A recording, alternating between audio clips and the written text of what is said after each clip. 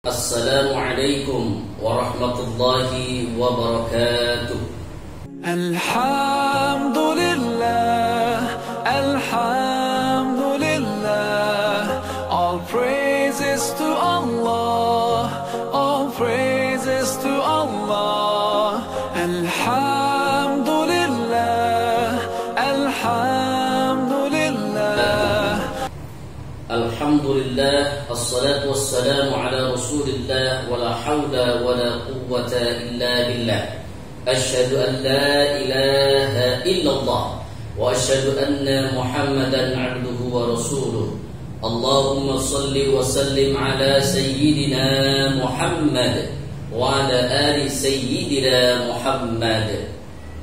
Jemaah dirahmati Allah Subhanahu wa taala, selalu bersyukur kita kepada Allah di mana setiap harinya kita selalu bisa menikmati anugerah daripada Allah Subhanahu wa taala yang tentu tidak bisa untuk kita hitung satu persatu nikmat itu. Maka kata Allah Subhanahu wa taala, wa in ta'uddu ni'matallahi la tuhsuha.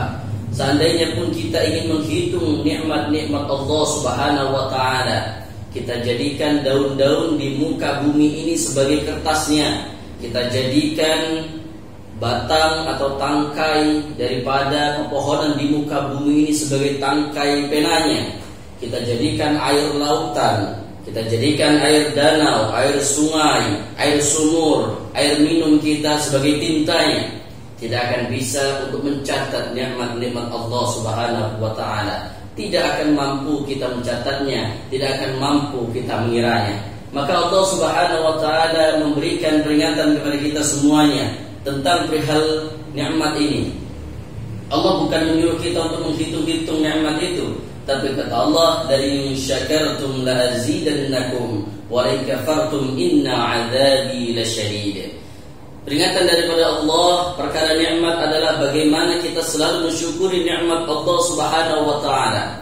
Karena kalau kita diberikan nikmat oleh Allah, lalu kita mensyukuri nikmat Allah, maka Allah akan menambah nikmat itu, menambahkan keberkahan dari apa yang diberikan oleh Allah Subhanahu wa taala. Dan Allah juga mengingatkan, wa la kafartum inna, menggunakan harfu taukid. Allah tegaskan, kalau kamu kufur sama nikmatku, kalau kamu mengingkari nikmatku, hati-hati, karena azabku sangatlah pedih. Banyak sekali sejarah-sejarah dalam Al-Quran, jemaah sekalian, yang sudah menjadi pelajaran harusnya untuk kita semua. Tapi kadang manusia ini sulit untuk mengambil pelajaran.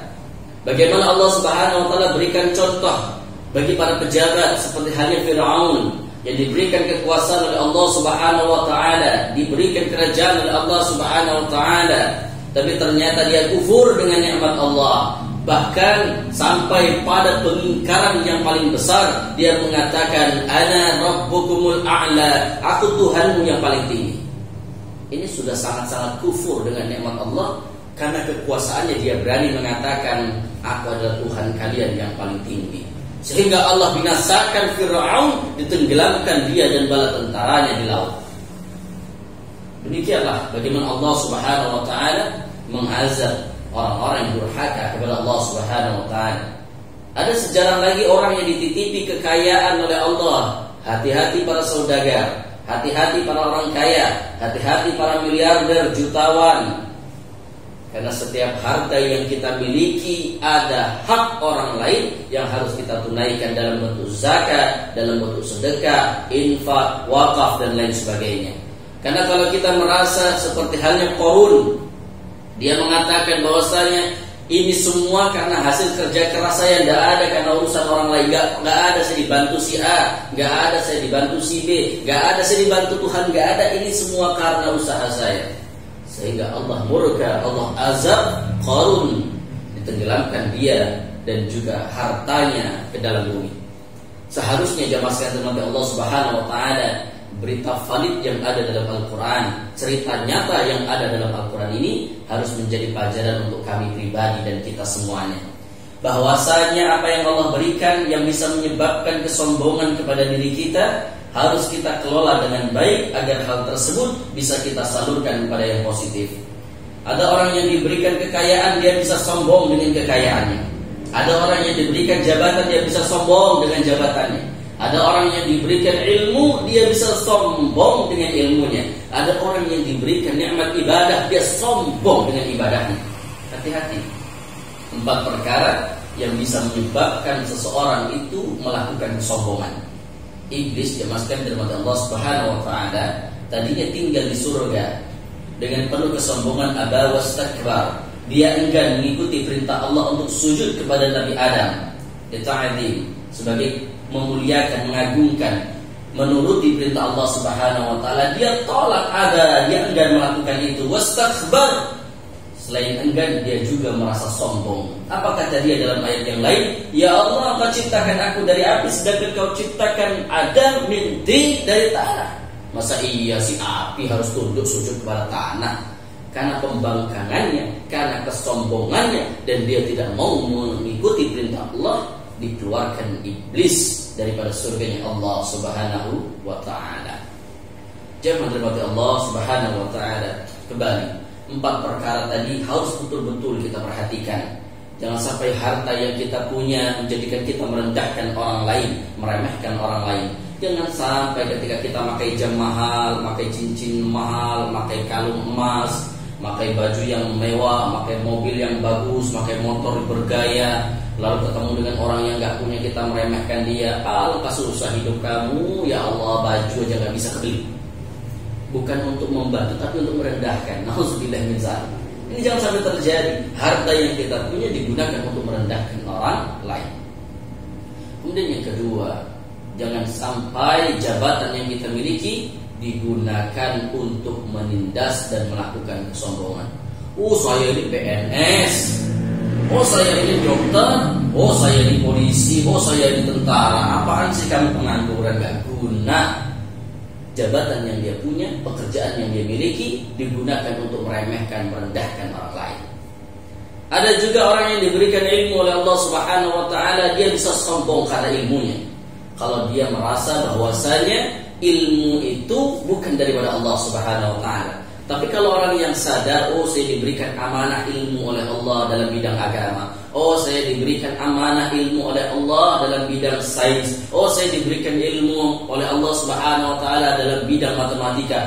Saya diberi ilmu oleh Allah dalam bidang bisnis. Saya pengen jadikan ilmu ini menjadi ilmu yang bermanfaat. Saya pengen masuk di antara golongan yang disebutkan Nabi dalam hadisnya, al-ilmu yantafa'u bihi.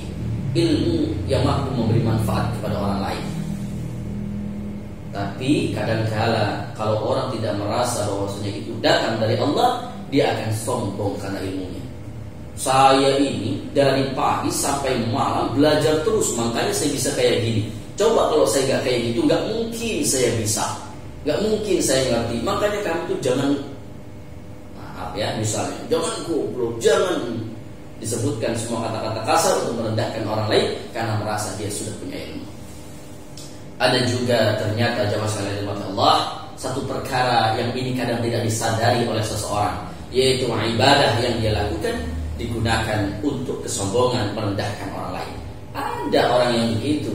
Ada orang yang rajin sholat tahajud, ada orang yang rajin sholat duha, ada orang yang rajin puasa sunnah, ada orang yang rajin sholat, ada orang yang rajin berjamaah. Lalu dikatakan kepada orang yang belum mampu melakukan itu, saya ini jamaah gak pernah tinggal, enggak kayak kamu, males. Saya ini calon ahli surga, saya tahajud tiap malam, selalu duha tiap pagi, puasa Senin Kamis. Kamu jangankan untuk ngelakuin itu, baca Quran aja gak pernah, gak bisa. Kamu ini ahli neraka. Atau misalnya ibu-ibu majelis taklim habis ngaji keluar, dia lihatnya perempuan yang tidak menutup aurat, dikatakan, ini calon ahli neraka ini. Gak kayak kita pakai hijab besar, pakai baju yang lebar, ini auratnya dibuka, calon ahli neraka. Jadi apa yang dia ucapkan bukan untuk mendakwahi orang lain, tapi untuk merendahkan, menghinakan orang lain. Jamaah dirahmati Allah Subhanahu wa taala, pesan Nabi sallallahu alaihi wasallam, la yadkhulul jannah, hati-hati, la yadkhulul jannah, tidak akan masuk surga. Siapa itu yang tidak akan masuk surga? Man kana fi qalbihi mithqala dzarratin min kibr. Orang yang di dalam hatinya terdapat sebesar biji zarah sifat kesombongan. Ini hati-hati sekali, hati-hati sekali. Bahkan dikatakan Nabi SAW, bukan kesombongan yang besar. Orang yang dalam hatinya ada sedikit sekali kesombongan, maka dia tidak akan masuk ke dalam surga Allah Subhanahu wa taala. Nah, lalu pertanyaannya jemaah sekalian, kadang-kala kita ini salah kaprah mengartikan sombong itu sendiri. Padahal sombong ini sudah didefinisikan, dijelaskan langsung oleh Rasulullah SAW tentang pengertiannya, gitu ya. Kalau selama ini mungkin kita mengira, oh orang yang punya rumah bagus sombong, oh orang yang baru beli kulkas baru sombong, oh orang yang pakai baju mewah, baju mahal sombong, oh orang yang kemana-mana pakai motor bagus, pakai mobil bagus sombong, orang yang gonta-ganti HP sombong, orang yang pakai perhiasan cincin seluruh jari ada, kalung sampai 3 kilo gitu ya, dibilang sombong. Ternyata sombong yang dimaksudkan Nabi SAW dalam hadisnya, al-kibru batarul haq wa ghamtun nas. Ini definisi langsung dari Rasulullah mengenai kesombongan. Sombong yang dimaksud adalah batarul haq, menolak kebenaran. Orang-orang yang gak mau dinasihati, orang-orang yang gak mau diarahkan karena merasa dia lebih tua, karena merasa dia lebih pengalaman, karena merasa dia lebih lama belajar, karena merasa dia udah makan garam duluan gitu ya. Saya ini lebih dulu makan garam daripada kamu. Apa urusannya garam dengan kesalahannya? Jangan termati Allah, ada orang-orang yang begitu. Ada orang yang gak mau dinasihati sama anak kecil. Ada orang yang pantang dinasihati oleh istrinya. Ada orang yang pantang dinasihati oleh anaknya. Banyak yang begitu.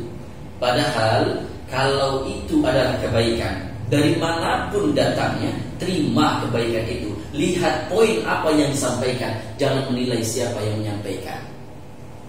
Karena kalau kita selalu melihat siapa yang menyampaikan, hati-hati. Kesombongan itu dengan sendirinya akan muncul dalam hati kita. Misal katakanlah ada seorang alim, ada seorang ustadz, ketika dia datang di majelis ta'lim, dia lihat ternyata yang mengisinya itu anak pesantren yang baru lulus misalnya. Dia baru lulus di pondok pesantren, dia sudah menghafal beberapa kitab, sudah hafal Al-Quran, tapi karena usianya masih muda, diberi kesempatan dia untuk mengisi ta'lim. Datang ustadz yang sepuh, datang ustadz yang sudah lama di situ, dia merasa apaan sih ini anak kecil suruh ngisi. Jamaah yang dirahmati Allah Subhanahu wa taala, jangan sampai kita menjadi orang yang menolak kebenaran. Kemudian kata Nabi yang kedua, wa ghamtun nas. Orang yang sombong adalah mereka yang senang gemar sekali merendahkan orang lain, meremehkan orang lain dalam segi apapun. Entah karena ilmunya, entah karena hartanya, entah karena jabatannya, entah karena lingkungan dan lain sebagainya. Dia senang sekali merendahkan orang lain, senang sekali melihat orang itu terhina. Inilah yang disebut dengan sombong oleh Rasulullah SAW. Adapun apa yang dia pakai, baju bagus, atau dia mungkin pakai perhiasan, dia pakai sendal yang bagus, dia pakai mobil yang bagus. Kalau semua yang dia pakai itu bukan maksud untuk merendahkan orang lain, maka dia bukan kesombongan. Karena innallaha jamil yuhibbul jamaah. Allah itu zat yang cantik, zat yang menyukai keindahan, sehingga ketika seseorang memperindah dirinya, Allah senang kepada hamba itu. Hadirin yang dirahmati Allah Subhanahu wa taala, mungkin itu kajian singkat kita pada pagi hari ini. Semoga memberi manfaat untuk kami pribadi dan kita semuanya, agar kita ini berhati-hati betul. Jangan sampai ibadah yang sudah kita lakukan menjadi sia-sia karena kesombongan kita. Jangan sampai harta yang sudah susah payah kita kumpulkan, kita cari, ketika kita memilikinya menjadikan kita orang yang sombong. Jangan sampai jabatan yang selama ini kita kejar, yang kita inginkan, lalu setelah kita dapatkan, kita gunakan untuk menindas, merendahkan, meremehkan orang lain.